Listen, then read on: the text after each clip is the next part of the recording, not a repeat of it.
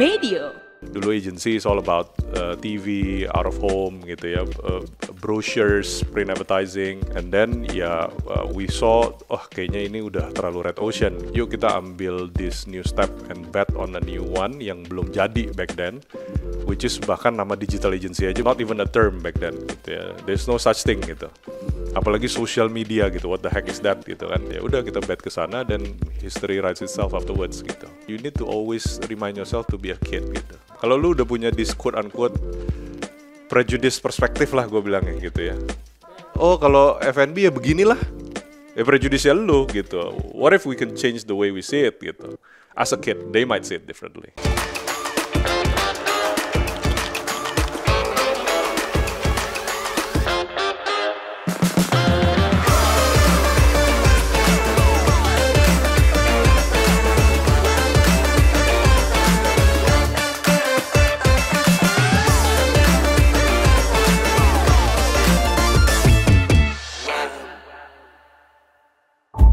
Kisah misteri di Indonesia yang membuat kita geleng-geleng kepala, terinspirasi dari kisah nyata yang ada di sekitar kita.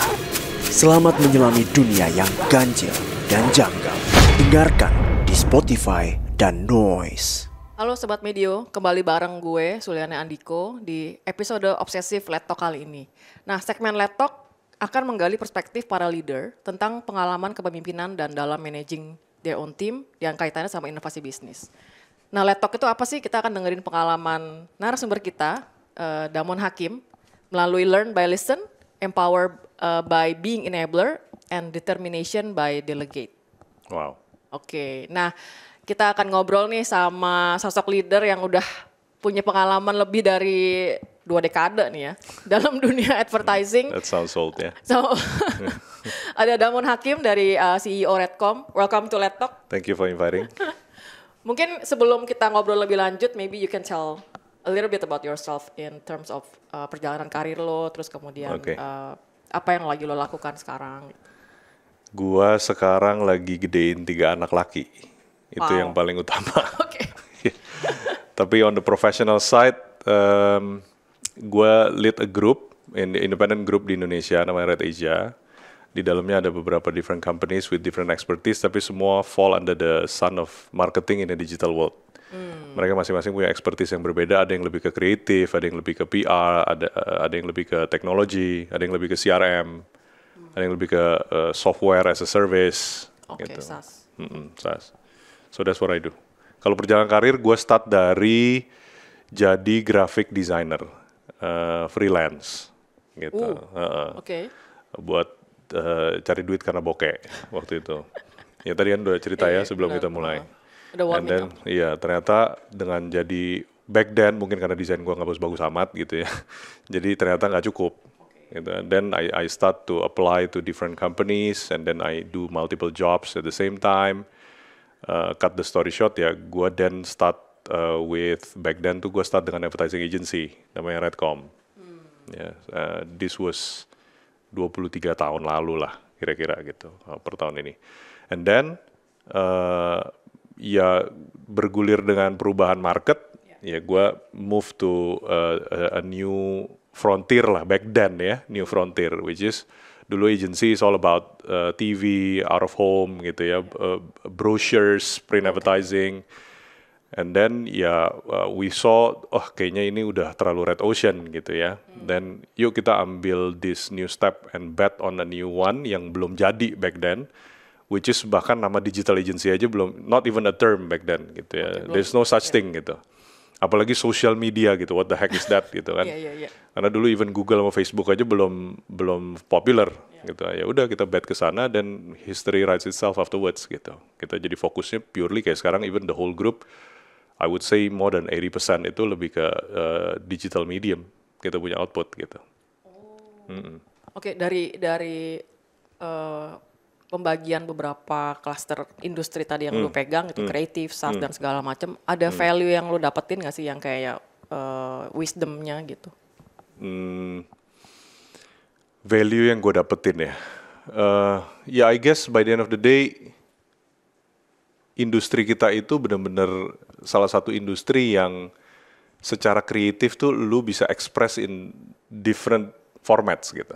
Ya misalnya contoh gini, ini bisa jadi subjektif ya, but this is my personal point of view.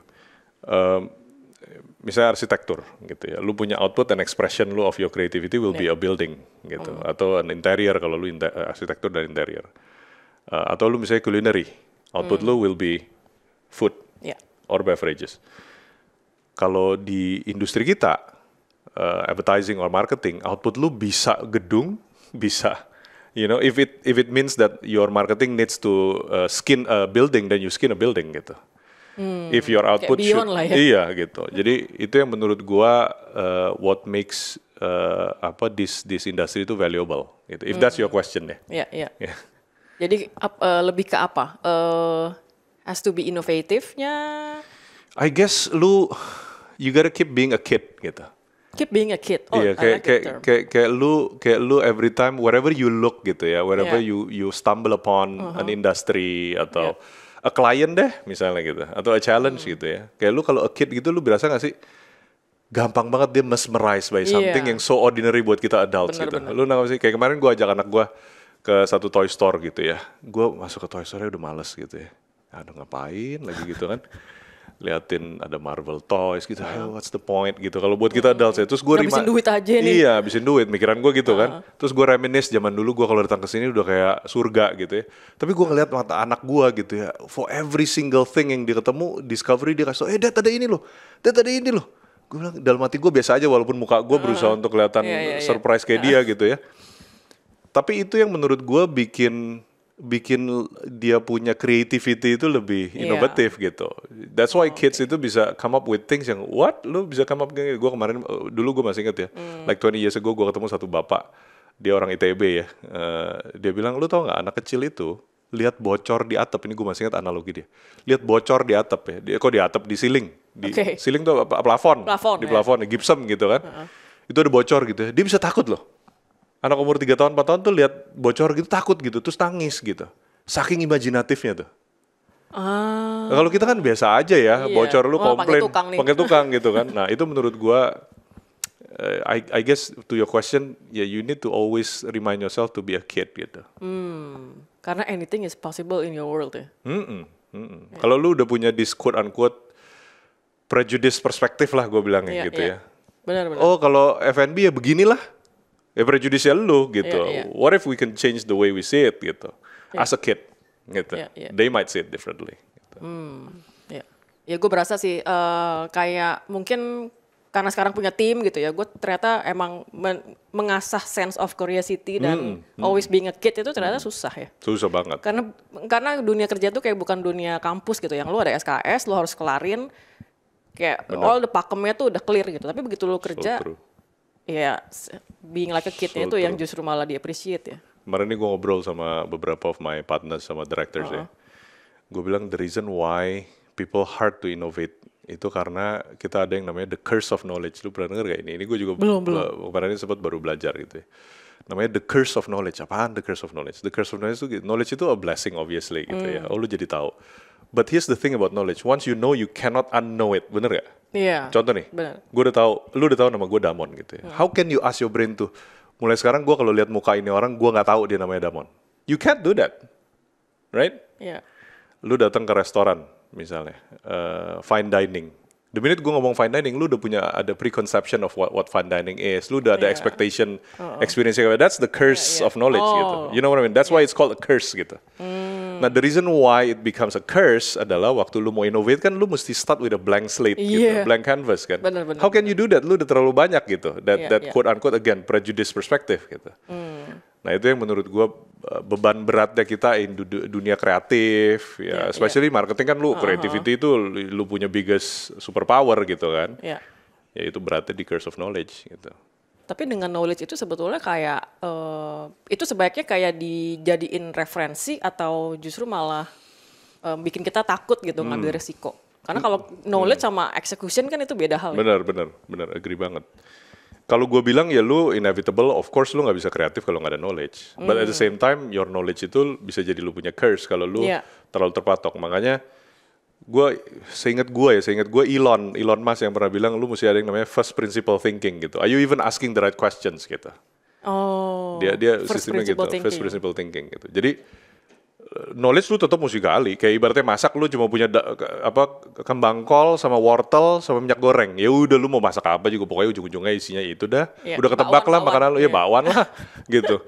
Tapi lu the minute lu tambahin knowledge baru, misalnya lu sekarang punya daging ayam Iya. gitu. Sekarang lu punya lada, lu punya pepper. Sekarang lu punya cheese gitu kan. Oke. Sekarang lu punya wijen misalnya. Then suddenly you can come up with a totally new things. I guess that's where knowledge comes in.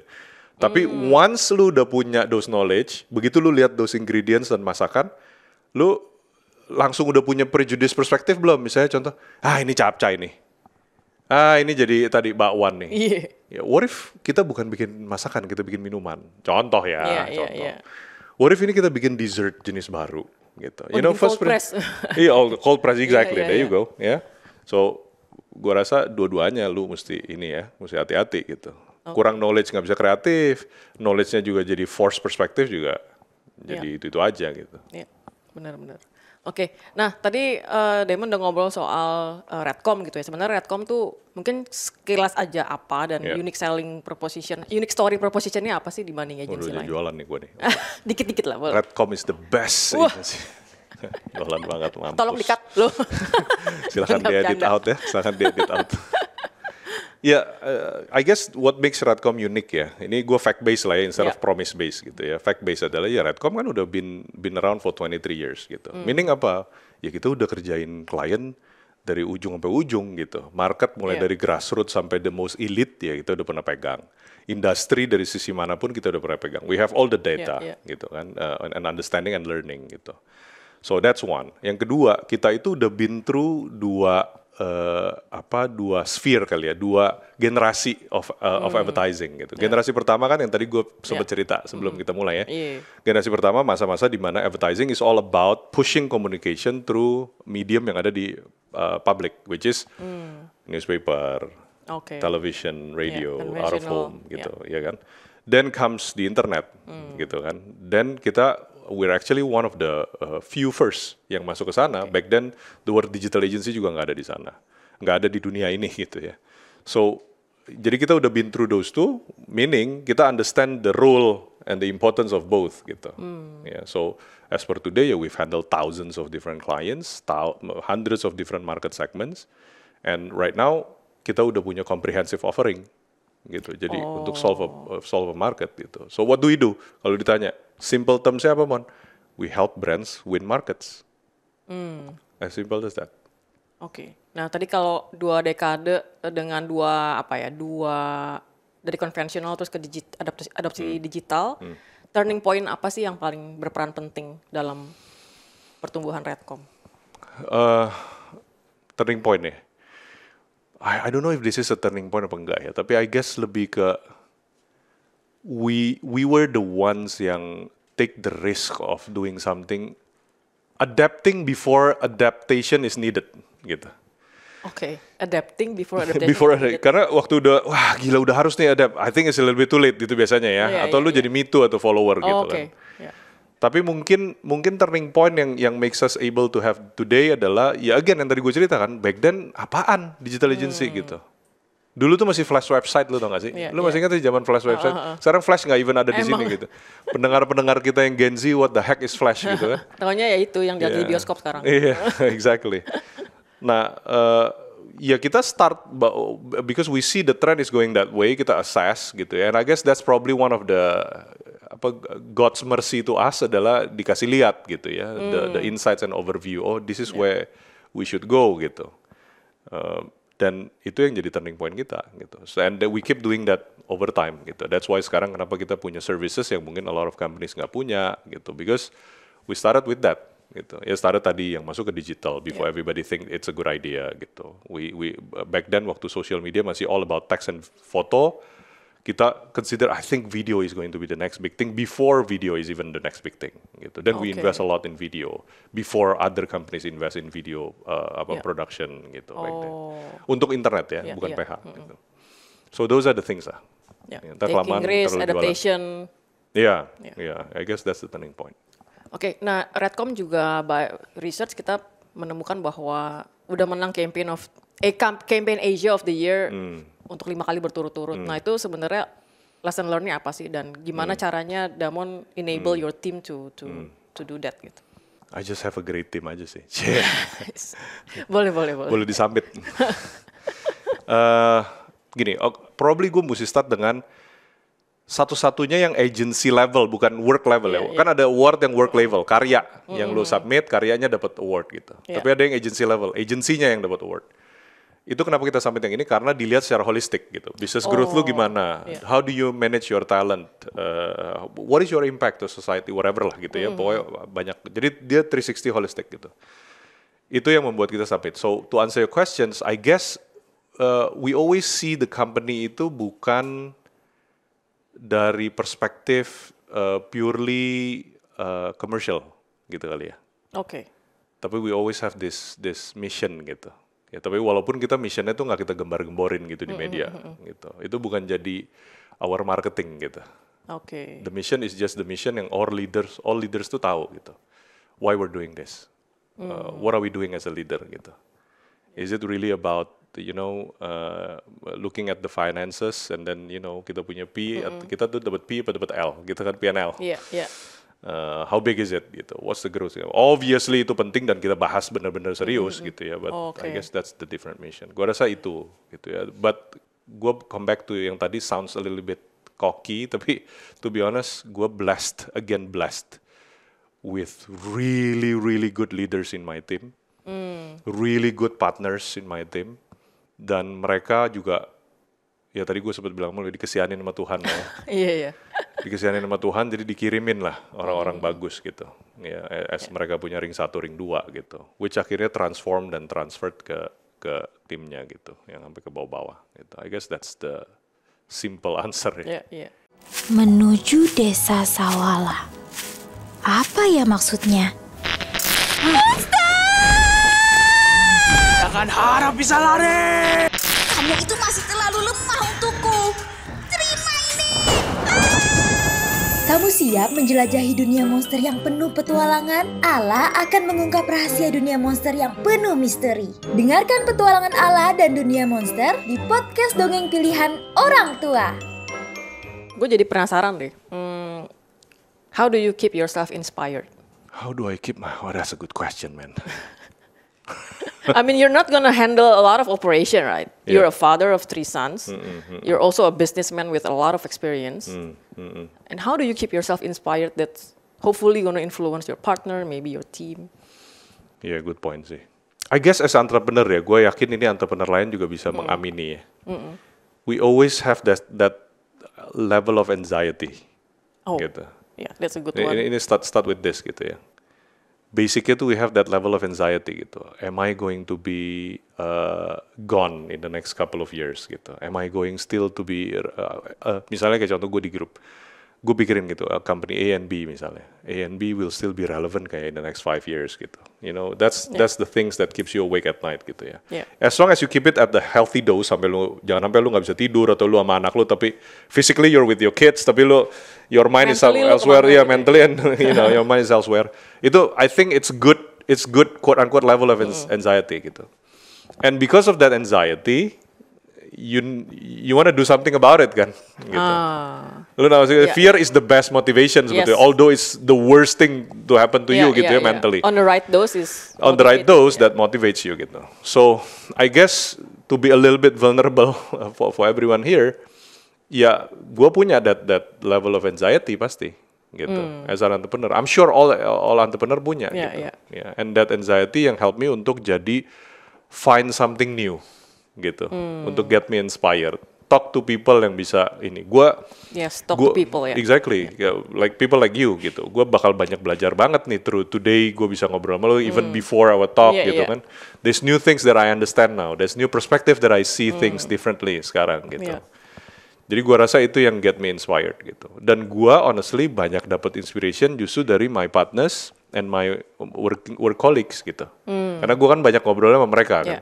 Jadi when I have an idea, when I have a thought gitu, and when they have thoughts gitu ya, banyak yang gue belajar gitu. When the critics come dari gue punya leaders gitu, gue jadi realize, oh oke. So this inspiration yang menurut gue, tadi kan lu sebenarnya, how do you find inspiration and for you to inspire them? I guess it goes both ways to be honest sih sekarang gitu. Ya ini bukan trying to be politically correct ya, tapi beneran gue nggak mampu men. Gue kalau gue nih Damon the shining beacon yang I'll inspire you guys man gitu. The hundreds of people, I don't think I can do it sih. Physically and mentally, intellectually, I don't think I have it gitu. Iya sih. Sekarang gue punya tim yang semuanya Gen Z pun kayak kalau gue disuruh jadi talent TikTok juga nggak bisa deh gue. Kalau nggak disuruh gitu, ayo dong ikut jadi talent TikTok gitu. Kayak gue juga kayak kita ikutan di belakang aja. Iya nggak kebayang. Gue bahkan nggak install TikTok in the first place waktu awal-awal. Jadi sekarang mau nggak mau jadi install karena kerjaan. Jadi tahu juga, oh ternyata seru juga ya ini gitu. Oke. Nah, leadership value apa sih yang lu pegang sampai saat ini? Terus gimana caranya itu akhirnya mempengaruhi determination lu sama tim? Oke. Kalau leadership value dari mentor-mentor gua, dari people that I learn from gitu ya, dari bokap gua gitu ya. Itu yang quite popular mungkin servant leadership. Servant leadership itu value yang gue pegang karena menurut gue that would be the kind of leadership yang makes you lebih fulfilled gitu. Betul. So, especially for high achievers. Kalau kita nggak pegang that value, I think kita punya tendency untuk get off rail gitu. Where you become a different person when you become a certain level of, if I can call it success misalnya gitu, financially or company size or whatever, you can become a different person gitu. If you don't have that value ya. Kalau makanya gue pikir I think that's a good value to start with back then gitu. Dan gue coba praktekin. Am I smoothly and perfectly doing it? Absolutely not, obviously gitu ya.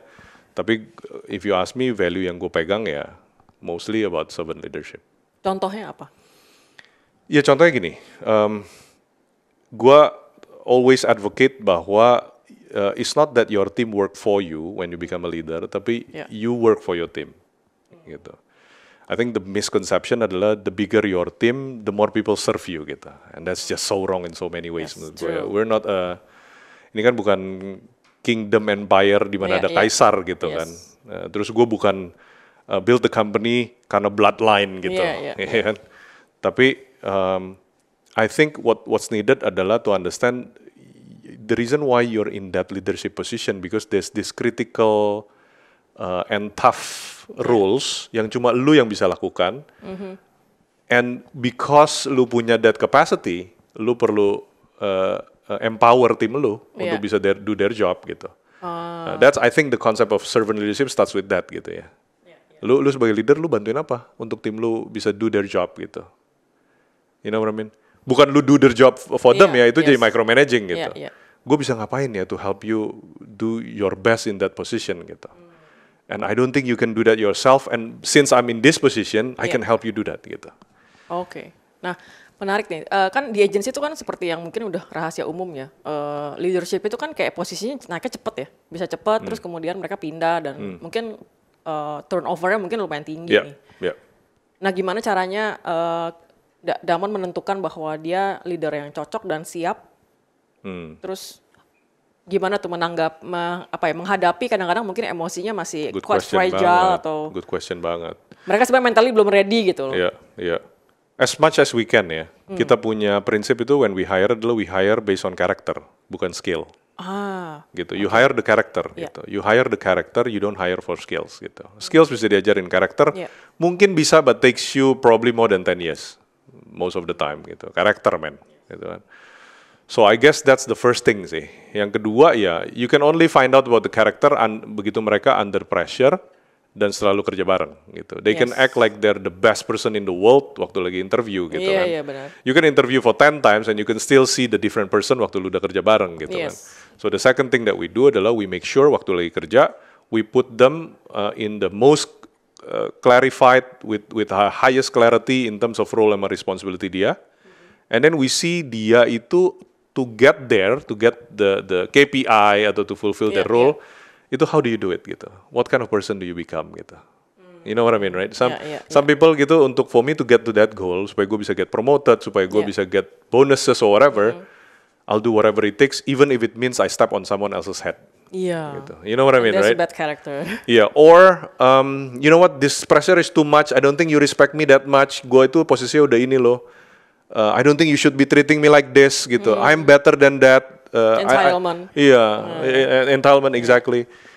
Then we see, oh okay, you're not really ready to become a leader since. Exactly. Iya, you know, lu kalau baru ada some people disrespect you like that aja lu udah goyang.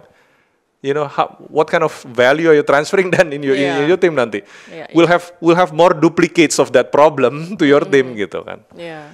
So those are the basically ballpark process lah ya, yang kita try to avoid those problems yang lu ngomongin tadi. Gitu. Iya, betul sih. Dan saat lu hire dia fresh grade sama saat lu kasih power tuh juga dua hal yang berbeda. Benar, dua hal yang berbeda sih. That's a good point banget sih. Iya. It's gonna be like baru kelihatan tuh aslinya startup kayak apa sih, lu kerja sendiri, terus kemudian lu dikasih power dan lu leading a team. Iya, gua belajar dari ini. Tadi lu tanya gue inspired dari siapa? Gue salah satu inspired by my team di HR gitu. Mereka yang kasih gue inspirasi bahwa, you know what, when you promote ya, lu mesti kasih dia probation untuk promotion ya, gitu. Wah bener juga ya. Gitu. Dulu kan kita enggak gitu. We started from zero kan. Kita nggak punya teori HR mesti gini. Lu mungkin udah tahu itu common sense buat lu gitu. Buat gue that's not even common sense gitu, but that's a great idea gitu kan. So those are the things yang gue akhirnya we get better lah in finding the right people to lead gitu. Oke. Nah, tadi kita udah ngobrol soal challenge. Itu gue pengen tahu nih joyful moment lu of leading a business, and of course the people for 20 years tuh apa sih? Gue itu paling joyful waktu ngeliat people yang tadinya from a place of insignificant jadi a place yang very significant gitu. Meaning apa?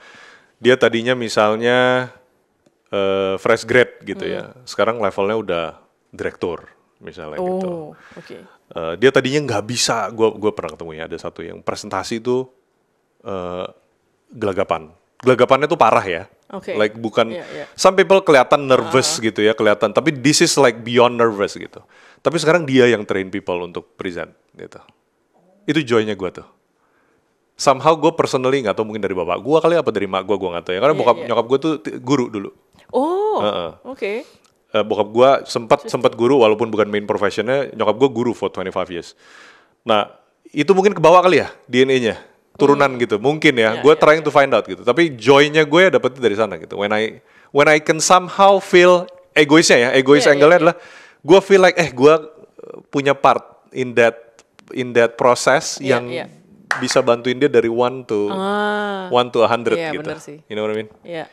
Even just Those a small joy. period of their life ya. Iya. Nah itu transfer ke industrinya, mungkin itu yang membuat gue juga punya joy waktu ngelihat a brand from zero jadi hero gitu. Tadinya dia nggak dianggap, dia jadi dianggap. Dia dari nobody jadi dan segala macam. Exactly, jadi market leader misalnya gitu. Wah, itu something yang jadi joyful for us gitu. And I think a lot of people in our industry itu sama lah, nggak cuma agency kita gitu. Oke. Nah, berarti kan tadi joyful. Nah, sukses itu kan katanya harus cepet letting go ya. Kayak gue nonton film di Netflix satu yang soal pelatih bola US. Kan menang tuh yang cewek. Terus dia bilang, enak ya menang ya. Tapi jangan lupa turun. Karena Everest tuh oksigen tipis. Gitu dia bilang. Jadi kayak back to work tomorrow gitu. Nah tuh gimana tuh lo ini? Biar gak terlena dengan kesuksesan dan segala macam. Agree banget sih.